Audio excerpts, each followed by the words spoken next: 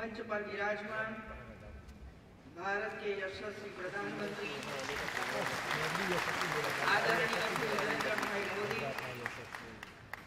Honourable president of the republic of Guyana Shri Donald Ramotar ji, vice prime minister of Mauritius Shri Shaukat ji, Gujarat के राज्यपाल श्रीमान कोहली जी, केंद्रीय विदेश मंत्री आदरणीय Shrimati Sushma ji, minister of South Africa Shrimati Mashabane, केंद्रीय मंत्री श्री रविशंकर प्रसाद जी, केंद्रीय विदेश राज्य मंत्री श्री वी.के. सिंह जी, केंद्रीय राज्य मंत्री श्री जयंत सिन्हा जी, केंद्र और गुजरात सरकार के सभी मंत्रीगण और उपस्थित सभी वैश्विक देशवासियों, भाइयों और बहनों, आप सबका मैं पूज्य महात्मा गांधी की और लौह पुरुष सरदार पटेल की यह पावन भूमि पर आप सबका हार्दिक स्वागत करती हूँ।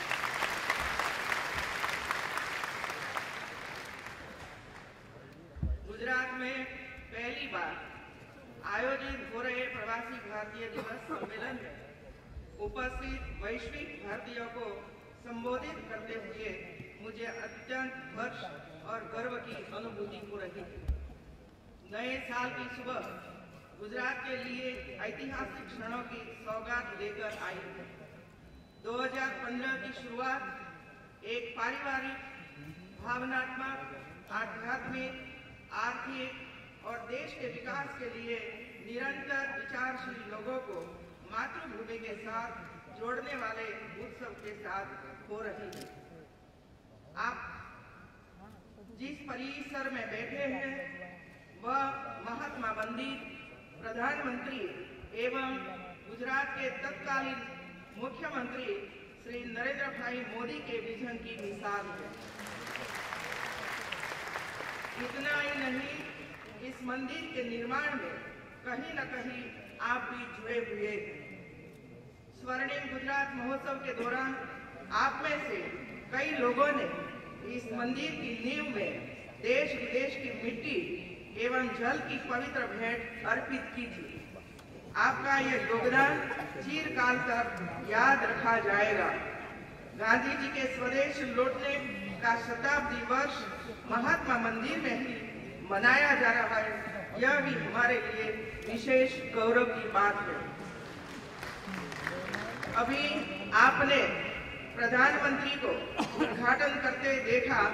उस दाढ़ी कुटीर का निर्माण राष्ट्रपिता के जीवन चरित्र, कार्यों एवं दर्शन को स्थायी रूप से देश दुनिया के समक्ष रखने के उद्देश्य के साथ किया गया है। 3 मंजिले स्थापत्य में पूज्य बापू के समय समग्र जीवन दर्शन की झांकी को बेहद आकर्षक तरीके से प्रस्तुत किया गया है। किसी एक व्यक्ति के जीवन पर आधारित इतनी बड़ी प्रदर्शनी की मिसाल अन्यत्र देखने को नहीं मिलेगा। इस बार का प्रवासी भारतीय दिवस कुछ विशेष है, क्योंकि गांधी जी के दक्षिण अफ्रीका से वापस लौटने को 100 वर्ष पूर्ण होने के साथ साथ देश में एक नए उत्साह और नई ऊर्जा का माहौल बना है। भारतीय होने का गौरव पिछले कुछ महीनों में कई गुना बढ़ा है।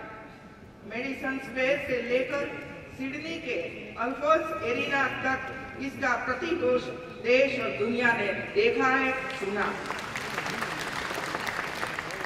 हमारे प्रधानमंत्री जी नरेंद्र भाई मोदी गांधी जी के नाम पर महज इस परिसर का निर्माण करने या उनके स्वदेशागमन के 100 वर्ष का उत्सव मनाने पर ही नहीं रुकते। वे गांधी जी द्वारा मातृभूमि के लिए देखे गए स्वप्न को साकार करने की दिशा में ठोस कदम भी उठा रहे हैं। आदर्श ग्राम योजना, जनधन योजना और make in India, digital India, scale India, clean India का मंत्र देश की जनता के सामने उन्होंने रखा है। पूज्य बापू को सर्वाधिक प्रिय स्वच्छता को जन आंदोलन बनाने की उनकी मुहिम वो देशवासियों ने उत्साह के साथ अपनाया। आप में से कई लोगों ने भी इस अभियान से जुड़ने का उत्साह दिखाया। यह सचमुच गौरव की बात है। आज हमारे प्रवासी बंधुओं की वजह से दुनिया में भारत की शाख को चार चांद लगे हैं। अनुशासन, कठोर परिश्रम और अपने मिलनसार व्यक्तित्व के चलते हमारे भारतवंशियों ने देश का सम्मान भी बढ़ाया। इतना ही नहीं, विदेशी समुदाय के साथ घुलने मिलने के बावजूद प्रवासी भारतीयों ने न सिर्फ अपनी अनूठी पहचान को बरकरार रखा है, बल्कि मातृभूमि के साथ अपने अटूट नाते को भी जीवंत रखा है। अपने अपने देश में नई उपलब्धियों और ऊंचाइयों को हासिल करने के बाद भी आप सभी के दिल में अपने वतन के प्रति प्यार आज भी झलक रहा है। आप सभी के दिलों में धड़क रहे भारत की गूंज को हम बखूबी महसूस कर सकते हैं। आधुनिकता की सर्वोच्च पायदान पर विराजमान होने के बावजूद वतन की मिट्टी से आपका नाता अटूट रहा है। इसकी सराहना करते हैं।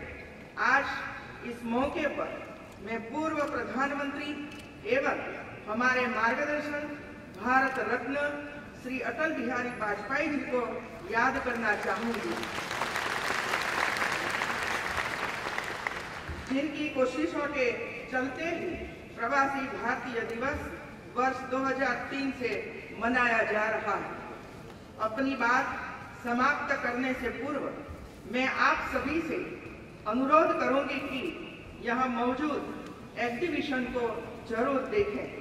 करीब 1.5 लाख वर्ग फुट क्षेत्र में फैली यह प्रदर्शनी एशिया की सबसे बड़ी प्रदर्शनी है। इसके अलावा हमने आपके लिए सांस्कृतिक कार्यक्रमों का आयोजन भी किया है।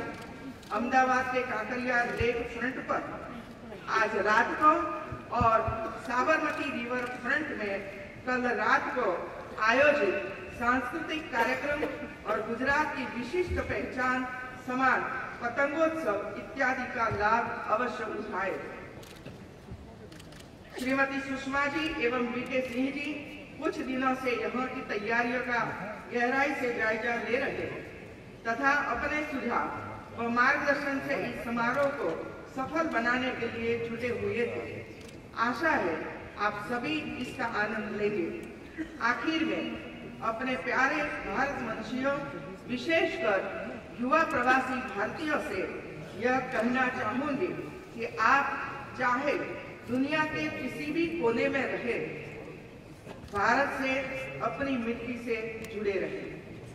भारतीय संस्कारों के दूत बनकर इसकी महक को दुनिया में फैलाते रहे।